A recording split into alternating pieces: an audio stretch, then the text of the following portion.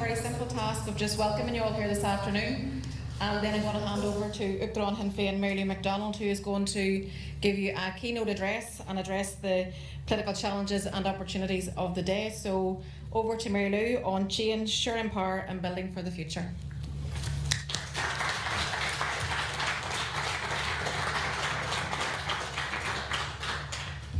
So good afternoon. And I'm very pleased to be here. For so long we couldn't move really anywhere, so it's just great. I feel this great sense of liberation to be back in Ireland's second city. So the EU Vacorja agus tá fáilte roh Galéir mór inniu. As I say, I very much welcome this opportunity to speak to you here in Belfast today. The former British Prime Minister Harold Wilson once famously said that a week is a long time in politics. And if ever that was evident, it's here in the north over the past 7 days. Indeed, it was Wilson who held power as the old northern state and the unionist regime at Stormont imploded in the late 1960s, unable to cope with basic demands for equality and rights. And in many ways, it is still that failure to accept rights and equality which has been at the root of the political storm within unionism that we've witnessed over the course of recent days. The outworking of Brexit and the decision of the DUP to support it, the inevitable disaster of the post-election pact with the English Tories, the loss of the unionist majority in Stormont, have created a political landscape which many within the leadership of the DUP seem incapable of reconciling themselves to. You see, Ireland has changed, and the North is a fast-changing society, and the political institutions have to catch up with this reality. The balance of power has shifted irreversibly, and that's now reflected around the executive table and in the makeup of the Assembly. So seeking to recreate political conditions which have gone and gone forever is the roadmap to exactly the sort of political cul-de-sac which we witnessed in the course of the past 7 days. I take no comfort from the events of the past week. We want to see functioning political institutions. Institutions whose success is not measured in the ability simply to stay afloat, but measured in the impact that they have on citizens' lives. And in an executive and an assembly that guarantees and promotes rights, with equality and respect at their core, that develops our economy, drives opportunity and protects workers' rights. Sinn Féin will never stand idly by while rights are denied to women, to our LGBTQ community, to Gaeilgeoirí or to anybody else.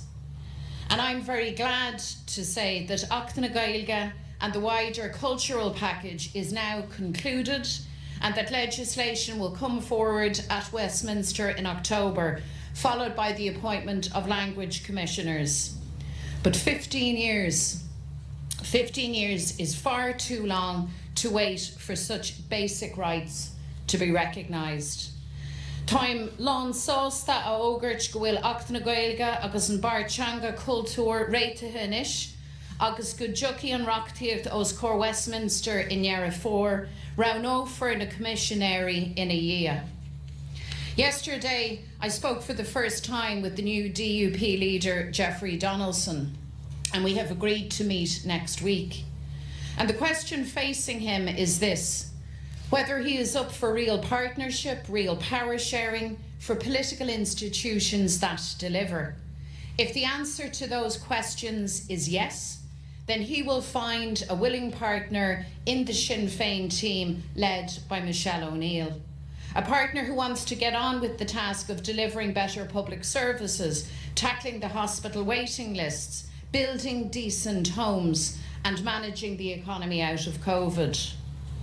A partner that will continue to give a voice to those who have none, who will work across party lines both in the Assembly and the Executive in achieving rights for women, for Irish language speakers, for newcomer communities and every section of our people who live here. A ministerial team with Michelle alongside Conor Murphy, Deirdre Hargey and Declan Carney working in the Executive to meet the real challenges facing us as we move out of this pandemic. But being part of this real partnership government is making and then sticking to agreements. All of the parties and two governments signed on for New Decade, New Approach. So its implementation is not a point of negotiation, it's an obligation on all of us. The failure of the DUP to meet this basic political benchmark and to actively obstruct basic rights is not the basis upon which effective partnership government can be built. And I believe that this approach by the DUP is way out of sync with wider society, including very many within the unionist community. There are many people within the broader unionist community I know who value the LGBTQ community, who value and embrace diversity, and who see no threat whatsoever from Irish language rights. They, like us, want to live in peace, to raise their family in a community based on decency and respect. They have no truck with sectarianism or triumphalism. They don't see their politics in terms of victory or defeat, and they are confident in their own identity, and rightly so.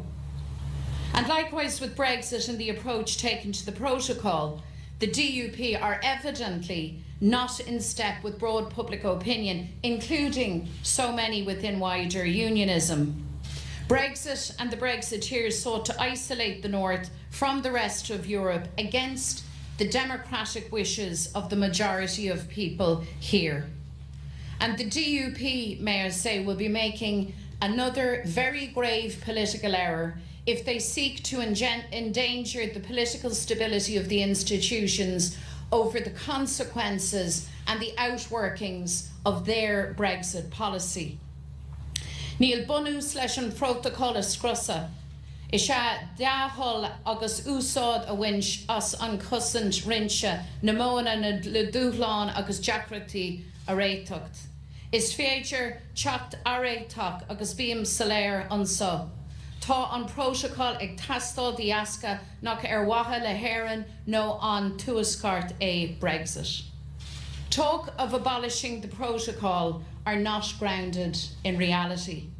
Good faith, engagement and use of the Joint Committee is the only mechanism to address challenges and difficulties, and solutions can be found. We see evidence of that today, but let me be clear. We need the protocol because Brexit is bad news for Ireland and bad news for the North in particular. So the DUP need to work alongside the rest of us to meet the challenges and maximise the opportunities of the Irish protocol. Business wants the protocol to work.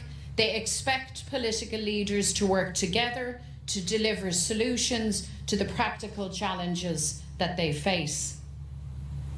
So now change is in the air, and many now assess the type of future that is possible. Can it be better than the past? Can it be better than the status quo? Well, of course it can. The pace of this discourse is accelerating both inside and outside political systems in London, in Belfast and in Dublin. I firmly believe that within this decade, the people will have the opportunity to freely choose new constitutional and political arrangements on this island as underpinned by the provisions of the Good Friday Agreement. And everyone who has a stake in this transformation from across this island must be involved in designing the shape that takes. So far from diluting unionist tradition or British identity and culture in any future arrangements, these rights, like others, must and will be guaranteed. Last week, Taoiseach and leader of Fine Gael, Leo Varadkar, made a very welcome political intervention, saying that the time to start for planning for Irish unity is now. I very much hope that he and the government of which he is part is as good as his word and will begin this process now. And let me be clear, there is no contradiction in working within a functioning power-sharing government while building for a new, united, shared Ireland. While the different parties in the executive at this time may hold different and legitimate visions for the future, power sharing, the primacy of a democratic, respectful and tolerant society must be the order of the day as we forge together a path in common cause, demonstrating a unity of purpose for all our people. Throughout the COVID pandemic, this has been the overriding approach of the five parties within the executive, and I believe that they've done a good job. In the days ahead, it's critical that political stability be restored. That is the least that people expect. Sinn Féin stands ready now to re-nominate Michelle O'Neill as Deputy First Minister. We will play our part. We don't seek to humiliate or to profit from the dysfunction within the DUP, but we will stand firm on basic rights and entitlements. These are not up for discussion and they are not up for negotiation. We are well past that time, because now is the time for implementation. Now is the time for respect and equality. Now is the time for genuine and real partnership. Gurmahi Guibh Galer.